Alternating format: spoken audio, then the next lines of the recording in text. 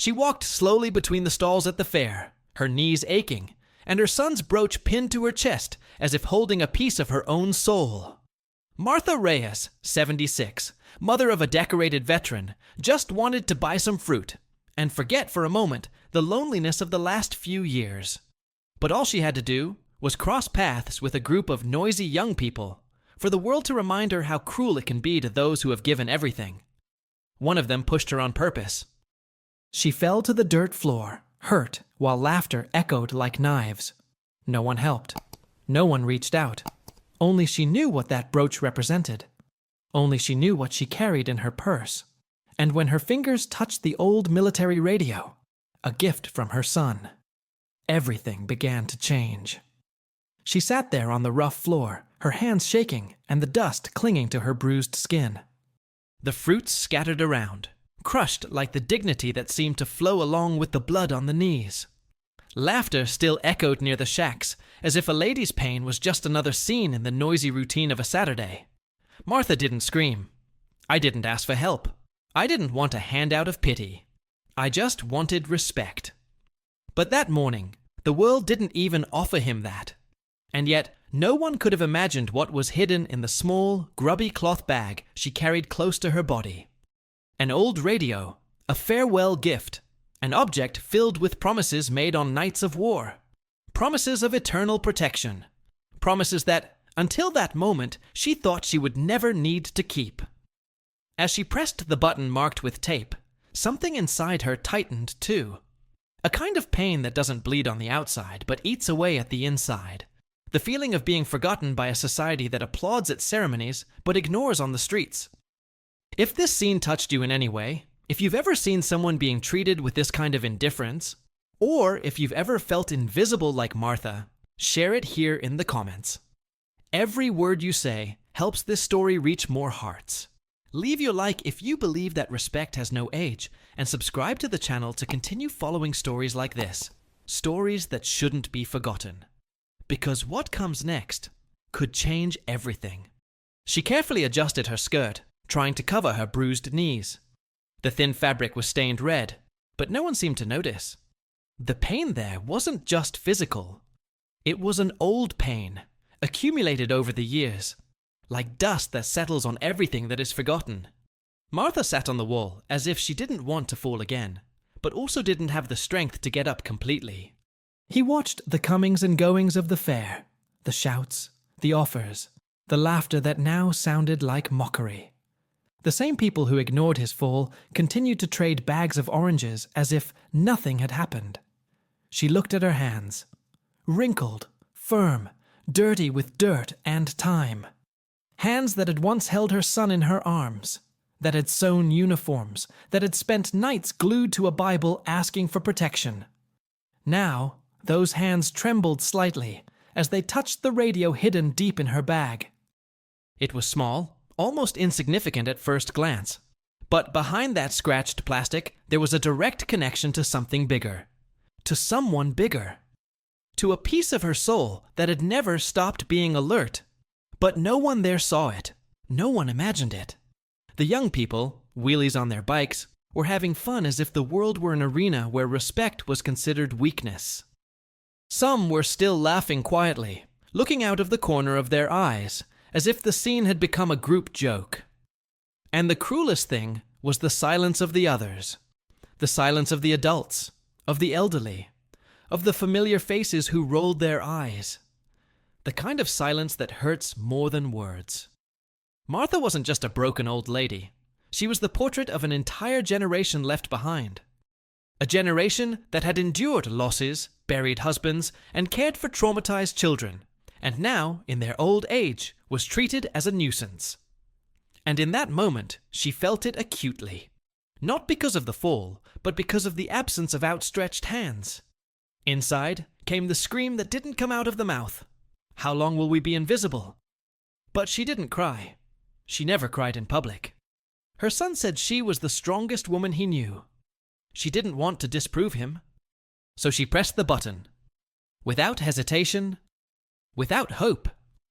Just knowing that promises sometimes need to be kept. And in that instant, something moved. Not in the sky. Not yet, but inside her. As if a forgotten gear had started turning again. As if the weight of humiliation had become fuel for a silent warning. A woman alone, hurt, ignored, had just started something that no one there could have foreseen. Between a vegetable stand and a popcorn cart, a boy watched her in silence. He didn't laugh. He didn't speak. He just stared, as if he saw something in her that no one else saw.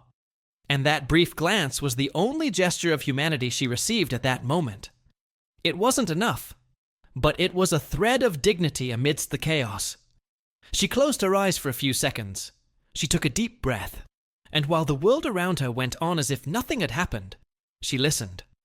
Not with her ears, with her memory. Her son's voice years ago, before he left on his final mission. If one day the world turns its back on you, don't hesitate. Call me. Wherever I am, I will come back. And now, something on the horizon seemed to stir. Have you ever felt this too? That kind of pain that has no witnesses, but consumes you from within? Comment here. I've been there too. If this touched any part of your story. The sounds around her were the same. Loud voices, children shouting, vendors vying for attention, hollow laughter coming from bicycles. But to Martha, everything was silent. She didn't hear anything anymore. Not even the hum of the city. Sitting with her spine hunched and her eyes closed, she saw only the past. The smell of the envelope still came to mind as if it were yesterday. That folded letter with the official insignia, delivered by a postman who could barely look her in the eye. Your son has been summoned. Those words had torn her soul apart into silence. And at that very moment, the woman who until then had only known the simple life of a seamstress had to learn to pray like a warrior. She remembered the last night before he left. The hug that went on too long, his face trying to look strong. And the request she never forgot. Don't forget me, Mom. If one day I don't come back, don't let the world erase me. And she promised. Even if she had to scream in the middle of the street. Even if the whole world pretended not to see. Even if she had to press a button she never wanted to use. There, hurt and silent, she wondered how many promises had been broken throughout her life. How many times had she given her best and been treated like a burden? How many smiles had she given to neighbors who today passed her in a hurry, looking away as if the fall were too uncomfortable to get involved? But what no one knew was that that woman, aged by time and waiting, held within her chest a power that did not come from physical strength. It came from the hidden truth that lives in the roots of unconditional love. She did not press that button for revenge. She pressed it because she needed to be seen, because the world needed to remember, because her son promised, and promises made on the battlefield are not broken. Inside her, images came like a storm. The military hospital, the wounds. The nights he came back, screaming from the nightmare. The way he held her hand, even as an adult, like someone who still needed his mother's lap. Everything that no one sees when they cross paths with a veteran on the street. Everything that remains behind the scenes of war. Fear, guilt, longing, what was lost. She opened her eyes, slowly, and everything was still in the same place. The popcorn boy, the woman selling vegetables, the group of young people in the background, now quieter. No one came near her. It was as if she had become part of the scenery, a worn-out ornament in a city too rushed to feel. But even without reacting, something in the air had changed. A strange vibration, almost imperceptible, as if time was getting ready to take its toll. Martha rested her hands on the wall. The floor was cold beneath her feet, and her heart was beating slowly, like a drum keeping count. The radio was now in her lap, covered with a handkerchief. She knew what she had done. She knew her son would take it seriously, because they had a code, one that no one here would understand. The strongest memory came with a taste of iron in her mouth, the exact moment he returned from the war. Thin, his face aged prematurely, his gaze lost. He hugged her and said, "I was trained to destroy, but I only stay together because you still call me son." And she understood. She understood that he would never return the same, that the uniform would go away, but the ghosts would remain. And from then on, she was more than a mother. She was a refuge. She was an anchor. She was that emergency button that he also carried, even if invisible. And now, with her gesture, he would come. The clouds in the sky began to move. It was subtle, but the winds had changed direction. The sound of a distant engine still mixed with the noise of the fair, but it was different. Low. Rhythmic. Like a warning. Like thunder announcing that the coming storm was not rain. Meanwhile, the young man who pushed her looked uneasy. He was still with the group, but he wasn't smiling anymore. There was something in the air that bothered him, an invisible tension, as if the shadows were heavier. He looked around, searching for the source of that discomfort. I didn't know, but I was about to understand that some wounds don't bleed right away, but leave marks that time doesn't erase. There, sitting, with her hands on the radio and her eyes fixed on the sky, Martha no longer seemed fragile. She seemed like a statue, a monument, as if she were connected to something that no one could touch. It wasn't revenge that she expected. It was justice. It was impact. It was the moment when the world would understand that respect can be silent, but it never dies. Write it down. Some promises are never broken. If this resonated within you, the sound no longer came only from far away. He vibrated in his chest, grave, continuous, like the roar of something that could not be contained. The tents began to sway, the awnings to flutter. Some stall-holders ran to hold the goods. Others just stared, with wide eyes and half-open mouths, as if they didn't understand whether this was a warning or a punishment. The helicopter appeared over the houses, cutting through the sky with almost supernatural precision. Black, imposing, with its headlights on and the sun's glare reflecting off its metal hull, it flew slowly overhead, as if searching for something, or someone. And then, suddenly, it descended. Without ceremony, without explanation. The grass on the school field didn't have time to react. It gave way under the furious wind of the propellers, lifting leaves, dust, papers. Even the clothes on the neighbor's clothesline danced in the air like aimless flags. The fair froze. Men in black began to emerge from the sides, unhurriedly but with authority. They were not armed. They did not need to be. Their steps were enough to clear the way. And that was when the laughter ended. Even the most mocking of the young men who had witnessed Martha's fall fell silent. What had once seemed like a source of ridicule now seemed like an omen. But there, on the wall, she remained. Martha didn't get up. She didn't even smile. She just watched with the eyes of someone who knew. And what was in her eyes wasn't surprising. It was recognition. She knew that rhythm, that posture, that discipline. It didn't come from a movie or a newspaper. It came from the roots, from real life. It came from her blood. The ground was still vibrating when the first side door of the helicopter opened. From inside, amidst the shadows cast by the machine, a familiar silhouette emerged. His grey hair betrayed the age, but his straight posture and firm walk betrayed something greater.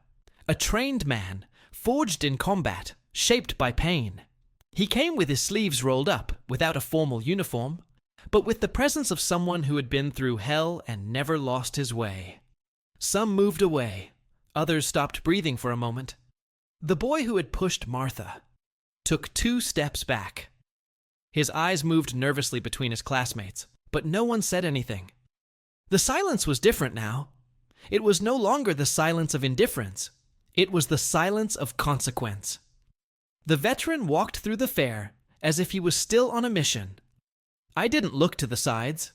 The eyes went straight to the center, up to the wall, even her. And with every step he took, more heads lowered, as if the air itself recognized the truth that no one wanted to see. Martha only stood up when he got close, slowly, without rushing. They stood face to face, mother and son, old, wounded, but standing. He looked into her eyes as if searching for a sign of life, and she just nodded, with the cracked lips of someone who didn't need to explain anything. "You pressed the button, Mom," he said in a low but firm voice. "I came." That was it. No speech, no explanation. And yet, every single person there understood, because the truth doesn't need to be shouted when it's profound. And it was. Martha held the brooch she still wore on her chest. He placed his hand on his son's shoulder. He didn't say anything else, but the gesture was enough. It was as if in that simple touch, all the pain, all the struggle, all the unspoken love of the last few years was hidden. And yet, no one knew what he had in his pocket, nor what would come in the next few minutes. Write it down. There is pain that only silence can explain. If you understood the weight of this scene. He remained kneeling. He didn't care about the stairs. There was no need to say anything else. His body said it all. The left knee resting on the ground, the right supported, firm, as in a guard position, the head slightly inclined towards the mother.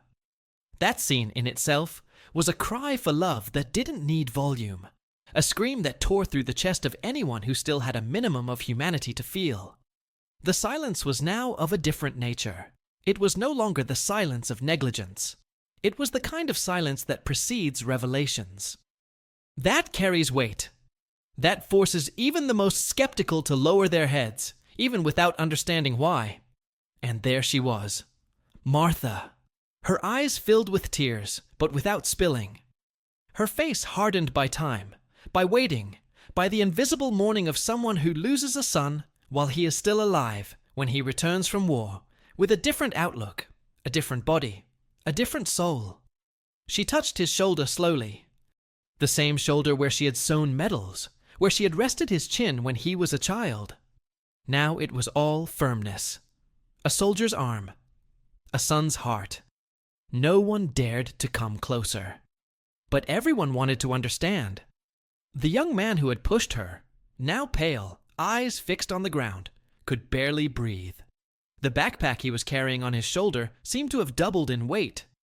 His friends were no longer laughing. One of them even took a step back, as if trying to escape his own shadow.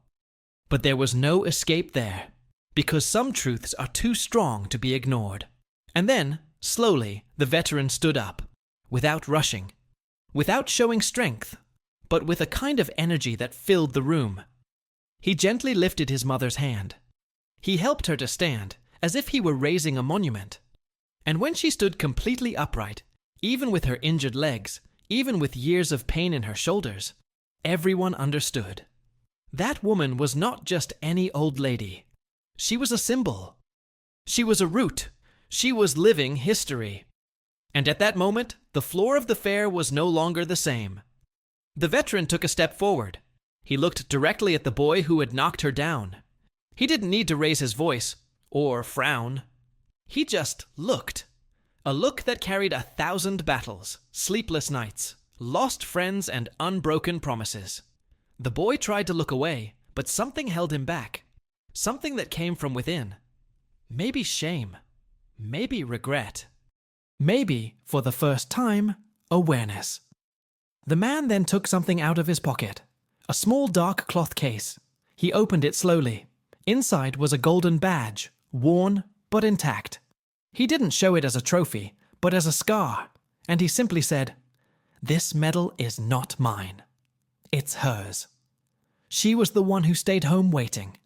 She was the one who held the fort when everything fell apart. She was the one who brought me back to life when the war almost took me for good." No one reacted, because I had nothing to say.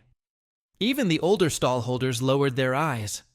A lady in the next stall started to cry softly, with her hand on her chest. The little popcorn boy dropped the cart and went to hide behind a tree.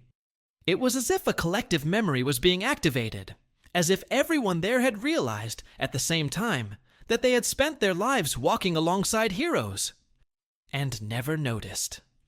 The veteran then turned to his mother. He returned the brooch she had lost in the fall.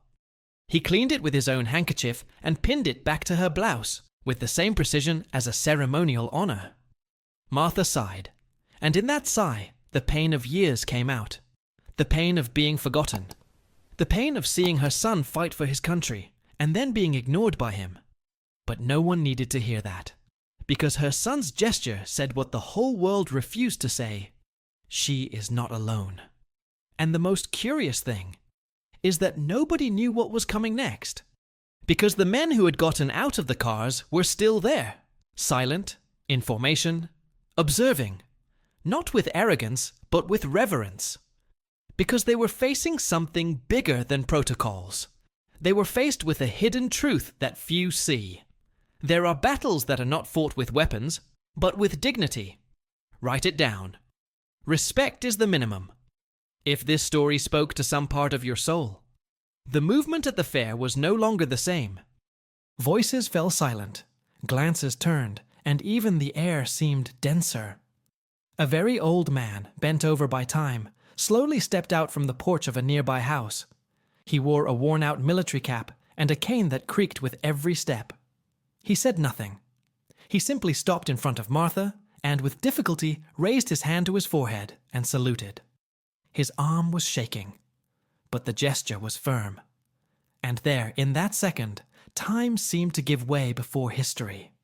It was the silent recognition of someone who has known war, and who knew that the battlefield sometimes begins in one's own neighborhood. The children who had previously run between the shacks, playing tag and hiding sweets in their pockets, were now in a circle, drawing on the ground.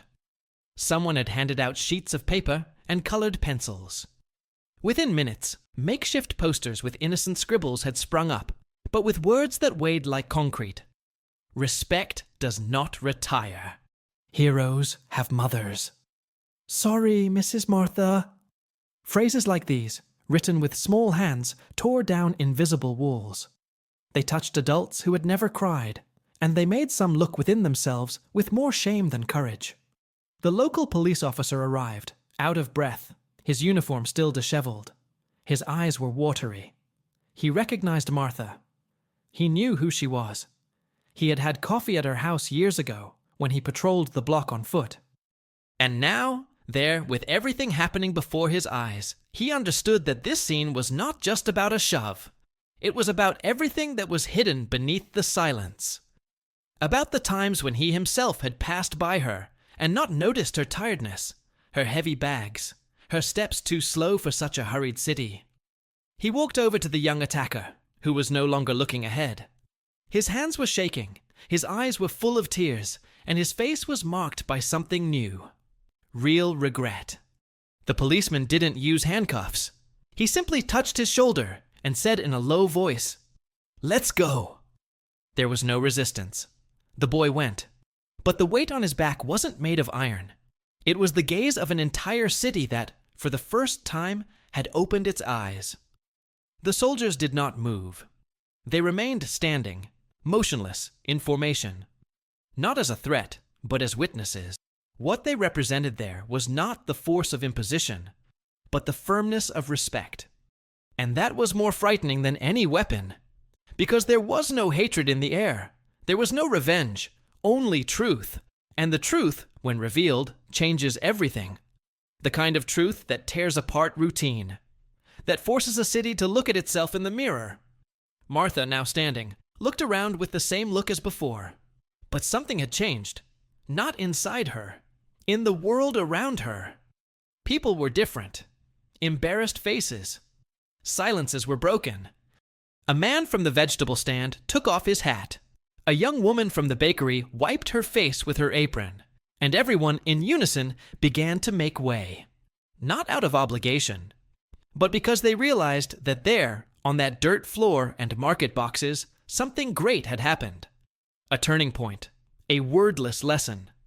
She held her son's arm tightly, his hand wrapped around hers carefully, but without being fragile. It was as if he were saying, with that touch, everything he had tried to hide. All the pain he had never told. All the fear he still felt of losing the little thing that kept him whole. Her. His mother.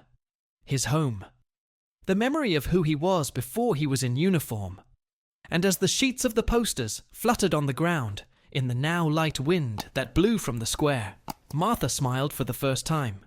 It wasn't a smile of victory. It was a smile of relief. Like someone who has finally been seen. Like someone who has borne the weight of invisibility for too long. And now, finally, can breathe. But what no one knew was that that day still held one more scene. Something that would leave its mark forever.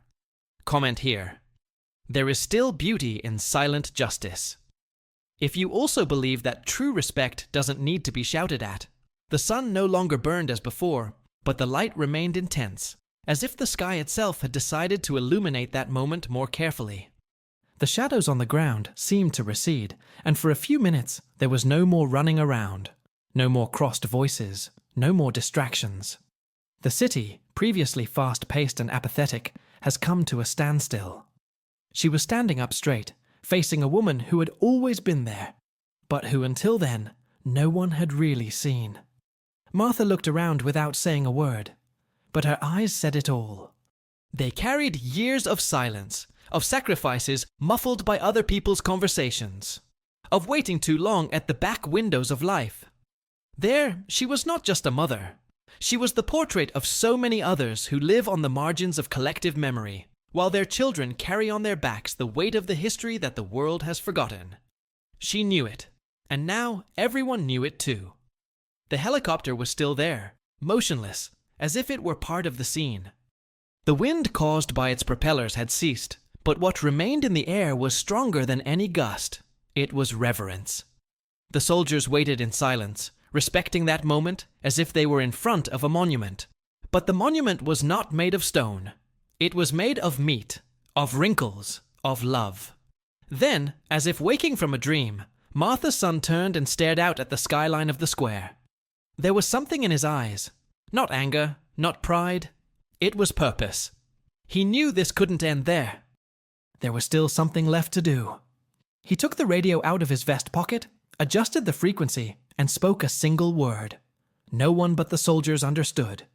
But as soon as the sound was transmitted, the men moved in unison. Two of them walked over to the helicopter, opened one of the side doors, and removed a long, dark wooden box with metal latches at the corners. Carefully, they placed her on a makeshift table. The veteran opened the box with steady hands and revealed its contents: a United States flag, folded with military precision, and next to it, dozens of letters. Old, yellowed letters, each with handwritten names. It was a memorial. A gesture. A way of remembering, in front of that square, that each line written there came from someone who had been forgotten. He took hold of the flag and held it up for all to see. Then, in a choked but firm voice, he said, "This is a reminder that no sacrifice is too small, that no mother should have to go through what she went through today. And that respect needs to go back to being what it was, sacred." No one dared to applaud, because that wasn't theater, it was reality. And the weight of truth, when it appears clearly, demands silence. A silence that listens. The popcorn boy approached with short steps. He looked at Martha, held out a folded piece of paper with a scribbled drawing of a heart, and said softly, "I'm sorry for what they did to you. You are very important." She smiled. She knelt with difficulty, even though her knees were still sore, and received the paper as if it were a medal. "You are too," he replied. And in saying this, he taught more than any speech. One by one, residents approached. Some left flowers. Others just gave a look of respect. And what was supposed to be just another Saturday at the market became something bigger. A symbol, a milestone. The revelation that the transformation of a city can begin with a gesture, with an open wound, with a woman who dared not to keep quiet, and with a son who never failed to keep his promise. Because there are inheritances that are not passed on by will. They go through attitudes, for decisions made when no one is watching, for hidden truths that live behind the scenes of our routine, but that, from time to time, find a chance to come to light and change everything. Write it down. There is still time to see who we have forgotten. If this story also reminded you of someone who deserves to be seen. If you've made it this far, it's because this story spoke to some part of you. Maybe it reminded you of someone. Maybe it made you see things that, in everyday life, go unnoticed. Stories like this aren't just about pain. They're about legacy, presence, connection. And if at some point you felt that this message was also for you, then leave a like here, just so I know it made sense. Take advantage and subscribe to the channel, because here, each video is a breath of fresh air, a space to remember what the rush of the world tries to erase. And if you really stayed until the end, comment below. I saw what no one else saw. This will show that you are part of this conversation until the end. And hey, there's a video here on the side that continues on the same path. Click and come with me. The next story might touch you even more deeply.